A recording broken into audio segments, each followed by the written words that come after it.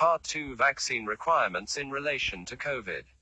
The majority decision raises the issue of COVID vaccinations and their requirement in workplaces.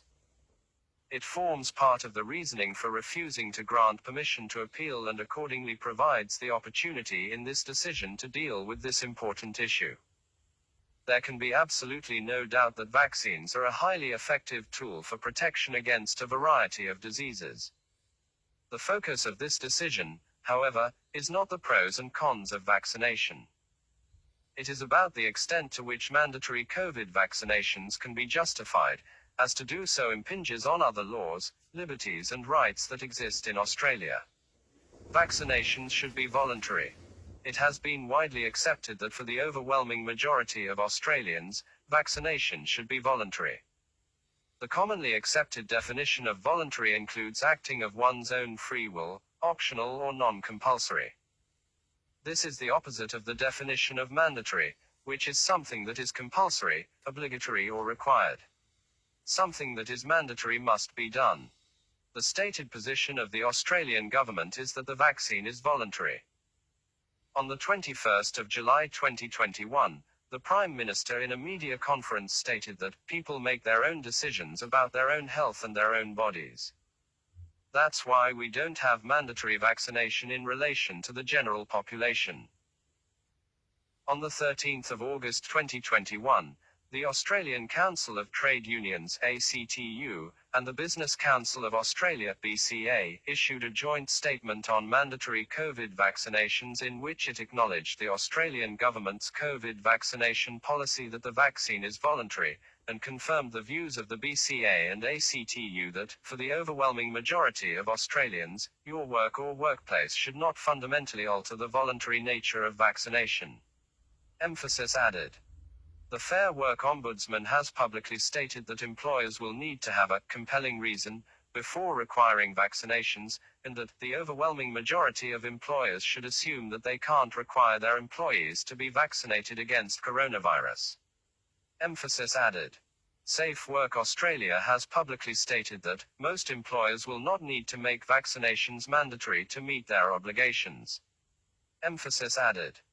Despite this, many employers are declaring they will mandate COVID vaccines for their workers, and foes are being made by state governments, in circumstances where there is no justification for doing so. Mandatory vaccination cannot be justified. COVID vaccinations, in accordance with the Australian government's policy, must be freely available and voluntary for all Australians. Mandatory COVID vaccinations, however, cannot be justified in almost every workplace in Australia. While there are numerous reasons for this, this decision will focus on the requirement for freely given and informed consent for medical procedures. B. Denying an unvaccinated person the ability to work on health and safety grounds, whether at the initiation of an employer or as part of a FA. And C. The requirements to comply with disability discrimination laws. There is of course a degree of overlap with the reasoning applicable to the inability to justify mandatory vaccination whether at the initiative of employers or as part of a FA, however I have not repeated the reasons under each separate heading. Before turning to a consideration of these reasons, it is important to set the context with some information that is publicly available and should be uncontroversial. A. Unlike many other vaccinations such as those used to stop the spread of tetanus, yellow fever and smallpox, COVID vaccinations are not designed to stop COVID.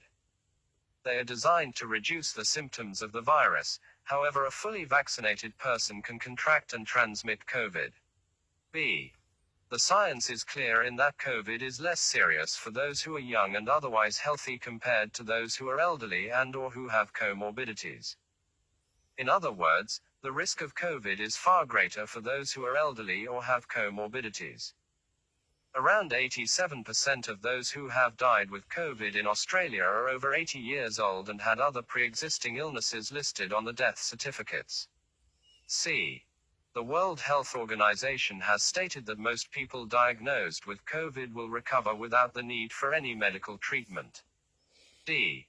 The vaccines are only provisionally approved for use in Australia and are accordingly still part of a clinical trial 20. E. There are side effects to the COVID vaccines that are now known. That side effects exist is not a conspiracy theory. The long-term effects of the COVID vaccines are unknown, and this is recognized by the Therapeutic Goods Administration (TGA) in Australia. Consent is required for participation in clinical trials. Consent is required for all participation in a clinical trial. Consent is necessary because people have a fundamental right to bodily integrity, that being autonomy and self-determination over their own body without unconsented physical intrusion. Voluntary consent for any medical treatment has been a fundamental part of the laws of Australia and internationally for decades. It is legally, ethically and morally wrong to coerce a person to participate in a clinical trial. Coercion is not consent. Coercion is the practice of persuading someone to do something using force or threats. Some have suggested that there is no coercion in threatening a person with dismissal and withdrawing their ability to participate in society if that person does not have the COVID vaccine. However, nothing could be further from the truth. All COVID vaccines in Australia are only provisionally approved, and as such remain part of a clinical trial 21. This is not part of a conspiracy theory. It is a fact easily verifiable from the website of the TGA, Australia's regulatory authority responsible for assessing and registering, approving all COVID vaccines before they can be used in Australia. The requirement for consent in this context is not new and should never be controversial.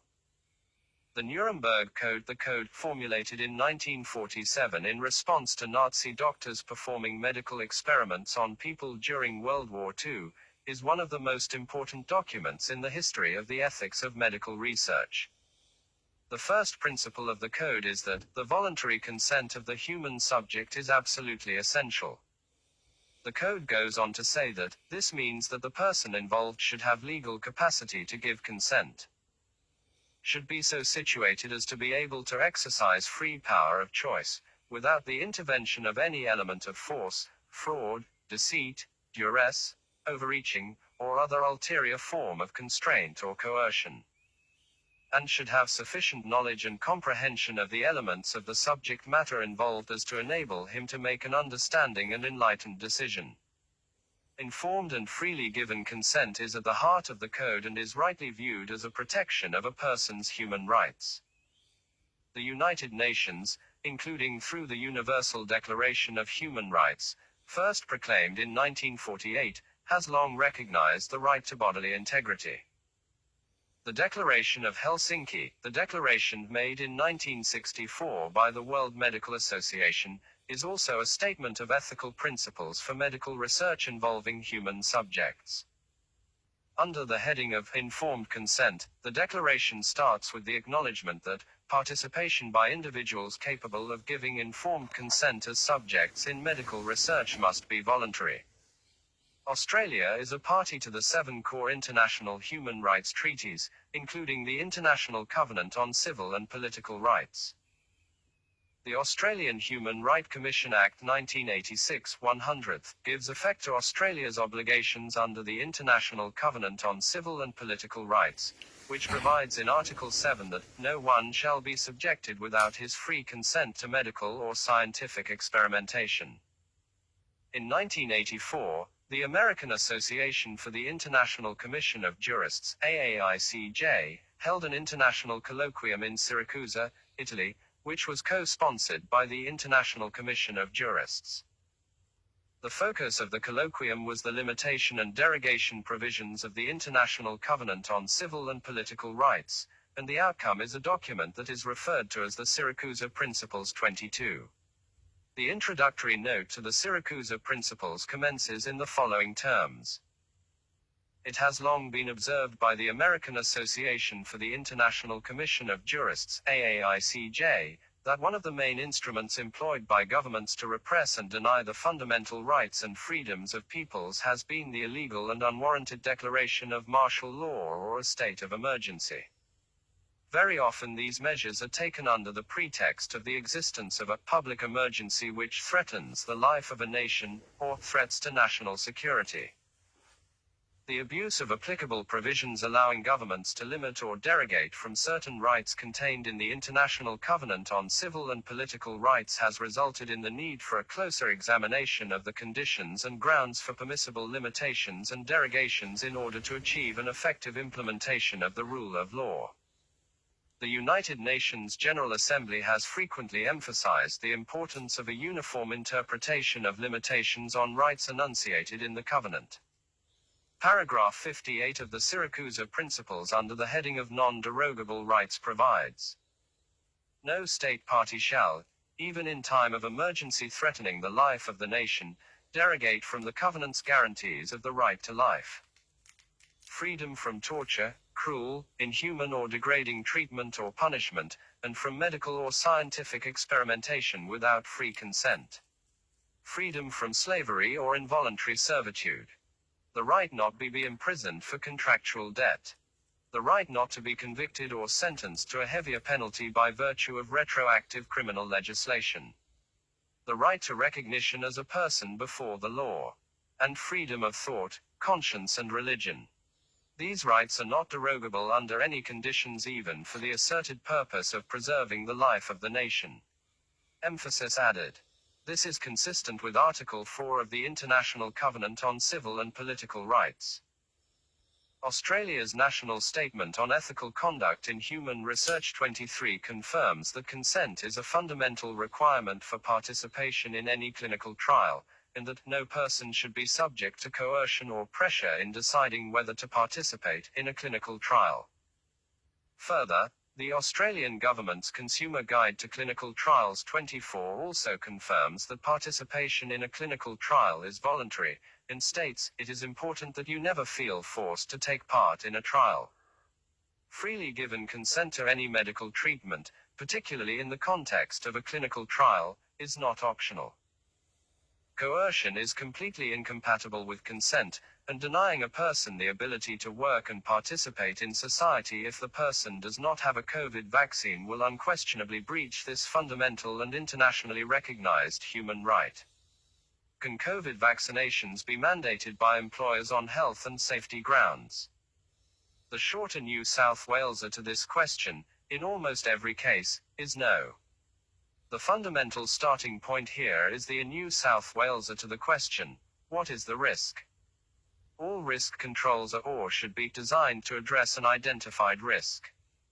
The risk needs to be a real risk and not a perceived risk. The real risk for employers is that a person who has COVID will spread COVID to others within the workplace. The risk of spreading COVID only arises with a person who has COVID. This should be apparent and obvious. There is no risk associated with a person who is unvaccinated and does not have COVID, notwithstanding the misleading statements by politicians that the unvaccinated are a significant threat to the vaccinated, supposedly justifying locking out the unvaccinated from society and denying them the ability to work.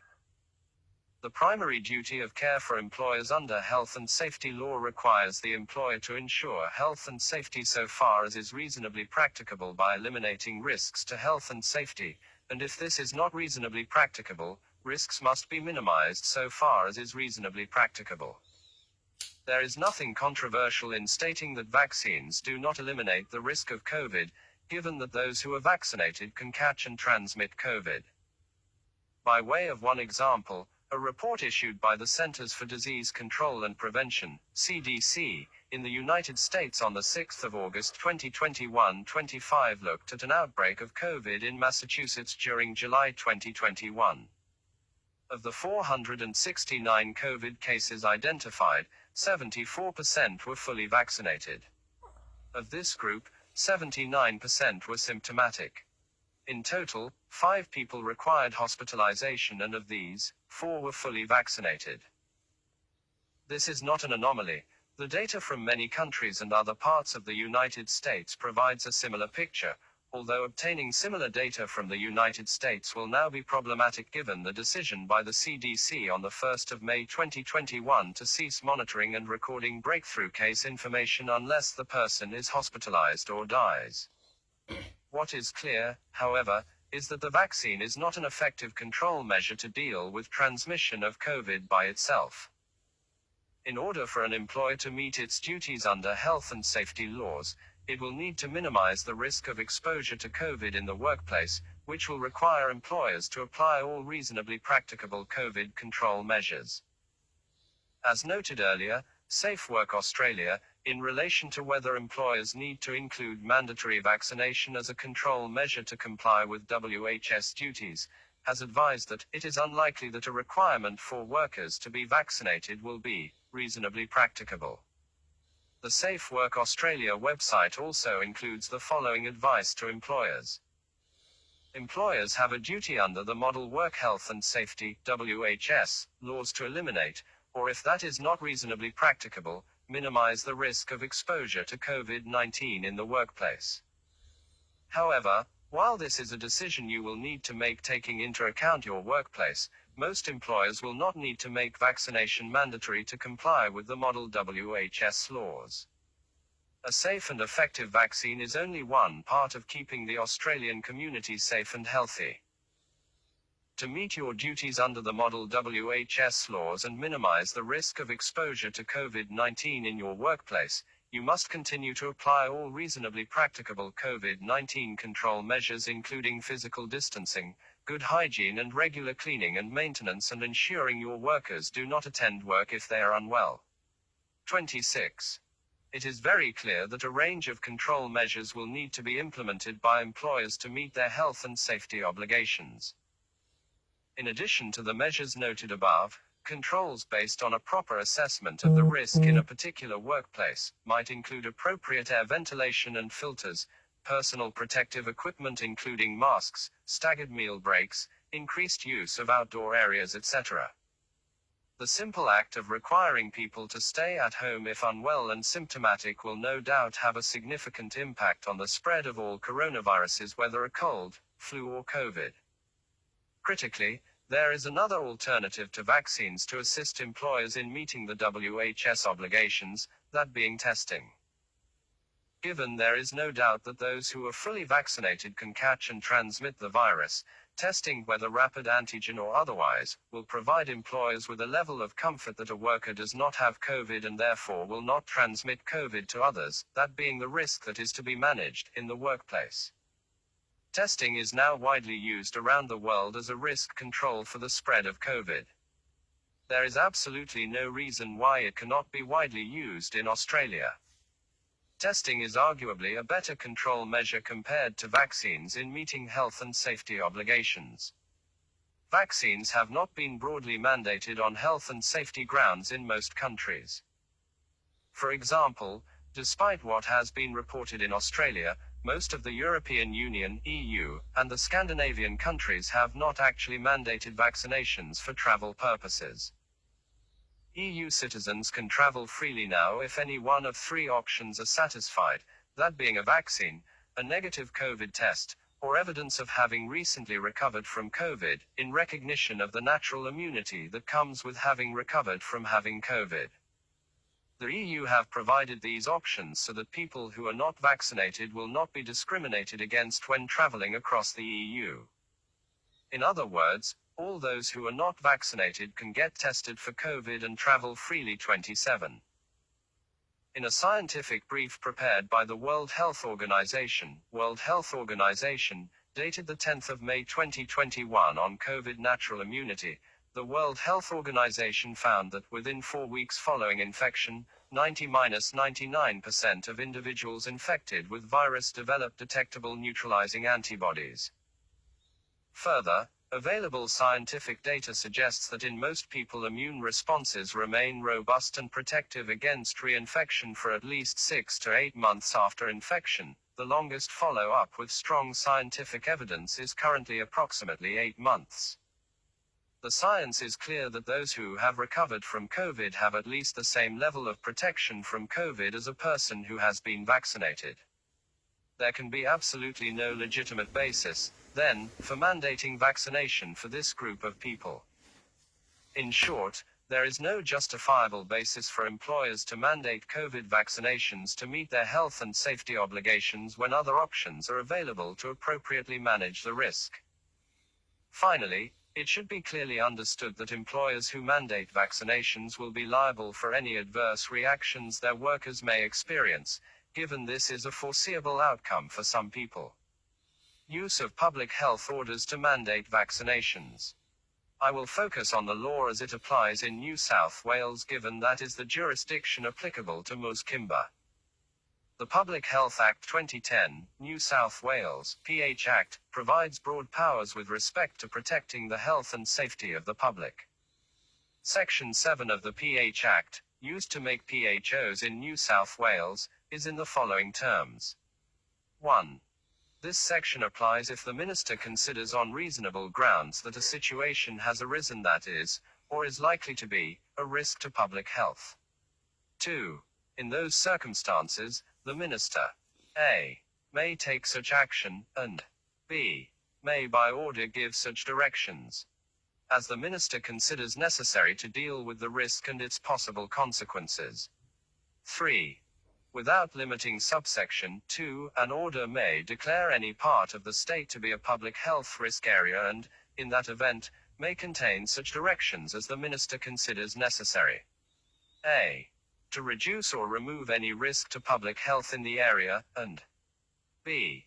to segregate or isolate inhabitants of the area, and C. to prevent, or conditionally permit, access to the area. PHOs have been made in New South Wales mandating COVID vaccinations for anyone who lives in a local government area of concern and wishes to work, and those who are airport workers, aged care workers or health care workers among others. In making blanket rules in PHOs which deny people their fundamental right to work or operate, lock them out of society, and which denies them freedoms which are a fundamental and essential part of any democracy, concepts of reasonableness, necessity and proportionality arise. In other words, decisions taken to restrict or remove basic liberties must be proportionate and necessary to manage the risk and must be the minimum necessary to achieve the public health aims.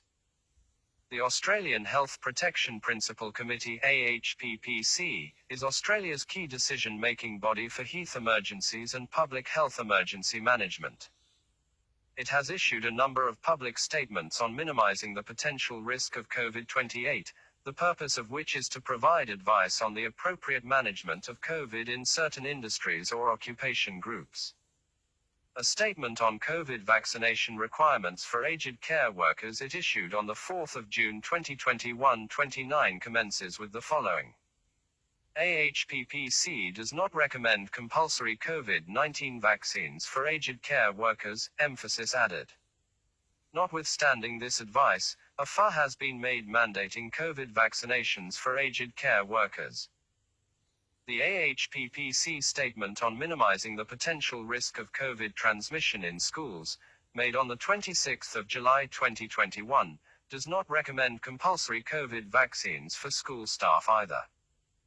Notwithstanding there is no advice from the AHPPC to mandate vaccinations for school staff, the New South Wales government has also made a FA requiring that all workers in New South Wales schools be vaccinated, which extends to volunteers.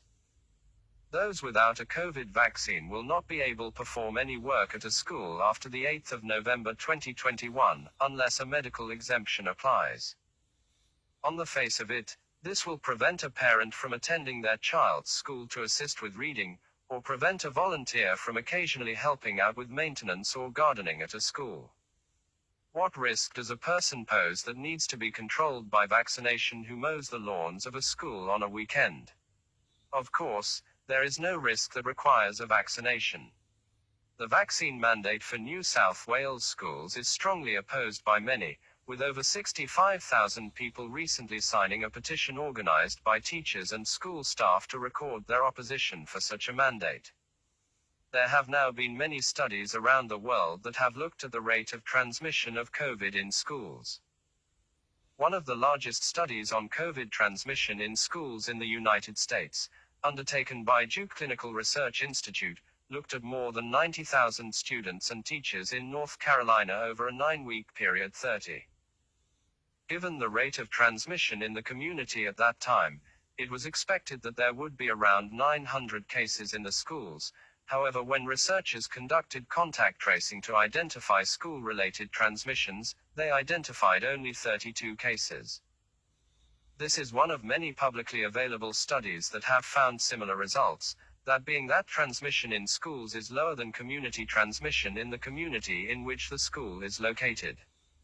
Teachers and school staff more generally continue to work in the EU without a COVID vaccination and can instead participate in regular testing. What, then, is the basis for mandating the vaccine for all school staff? There is no justification for doing so when other measures are available and are widely in use across the world. Such a mandate will not be the minimum necessary to achieve public health aims. Further, the necessity and reasonableness of the denial or restriction on basic liberties must be weighed against a variety of other serious flow-on consequences such as the significant increase in mental health issues and domestic violence, and against the serious economic damage that has been caused and will continue to be caused by the existing measures found in the PHOs.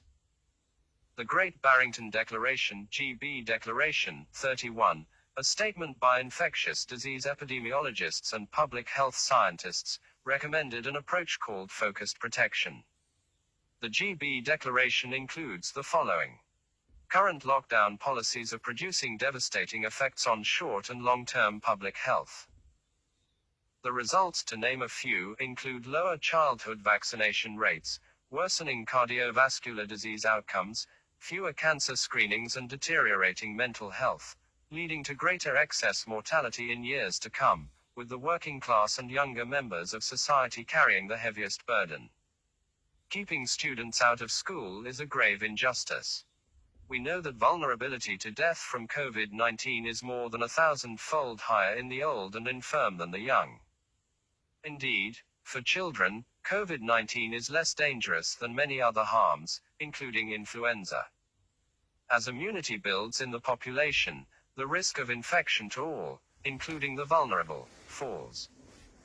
We know that all populations will eventually reach herd immunity, i.e. the point at which the rate of new infections is stable, and that this can be assisted by, but is not dependent upon, a vaccine. Our goal should therefore be to minimize mortality and social harm until we reach herd immunity. The most compassionate approach that balances the risks and benefits of reaching herd immunity is to allow those who are at minimal risk of death to live their lives normally, to build up immunity to the virus through natural infection, while better protecting those who are at highest risk. Obvious. We call this focused protection. Adopting measures to protect the vulnerable should be the central aim of public health responses to COVID-19. By way of example, nursing homes should use staff with acquired immunity and perform frequent testing of other staff and all visitors. Staff rotation should be minimized. Retired people living at home should have groceries and other essentials delivered to their home. When possible, they should meet family members outside rather than inside. A comprehensive and detailed list of measures, including approaches to multi-generational households, can be implemented, and is well within the scope and capability of public health professionals. Those who are not vulnerable should immediately be allowed to resume life as normal. Simple hygiene measures, such as hand washing and staying home when sick, should be practiced by everyone to reduce the herd immunity threshold. Schools and universities should be open for in-person teaching. Extracurricular activities, such as sports, should be resumed. Young low-risk adults should work normally, rather than from home. Restaurants and other businesses should open. Arts, music, sport and other cultural activities should resume. People who are more at risk may participate if they wish, while society as a whole enjoys the protection conferred upon the vulnerable by those who have built up herd immunity. Emphasis added.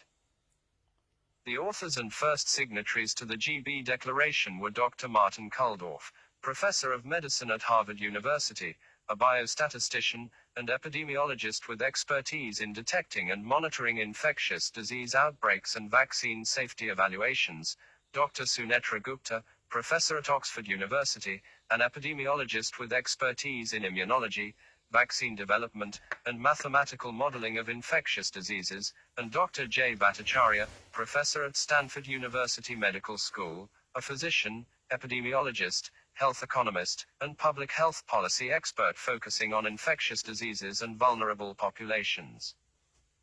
The qualifications held by the list of 44 co-signatories to the GB Declaration is impressive 32, and since the GB Declaration was first made, over 860,000 scientists and health professionals have signed the GB Declaration. It should be abundantly clear that there are other, far less restrictive and less intrusive ways in which we can ensure public health and appropriately address the risk of COVID without resorting to the extreme measures currently in place. In an article published by Monash University's Castan Center for Human Rights Law, the author, Professor the Honorable Kevin Bell AMQC 33, considered the COVID guidance issued by the United Nations Office of the High Commissioner for Human Rights for introducing COVID response measures consistent with human rights. He provided the following summary. Governments have to take difficult decisions in response to COVID-19.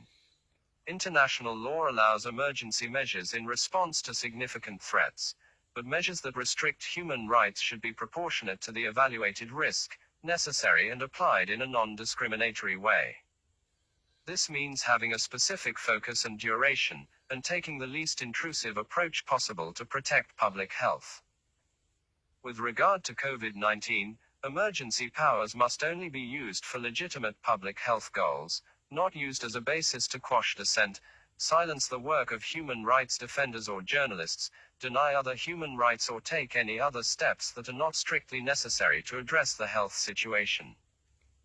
Governments should inform the affected population of what the emergency measures are, where they apply and for how long they are intended to remain in effect, and should update this information regularly and make it widely available.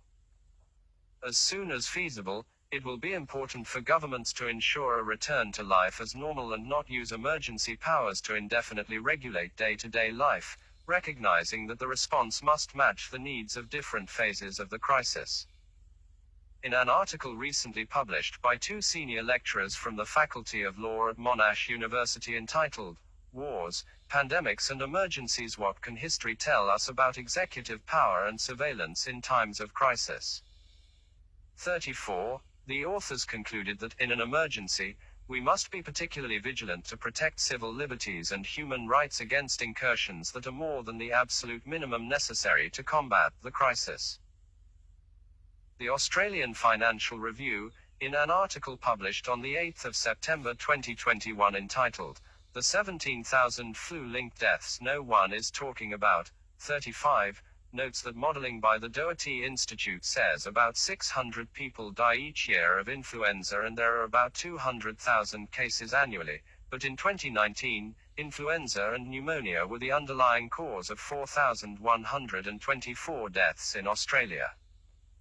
While the vast majority of these deaths are people over the age of 80, there is an annual average of 5 infants under the age of 1, 13 children aged 1 to 14, and 48 people aged 25 to 44 that died of flu or pneumonia in 2019.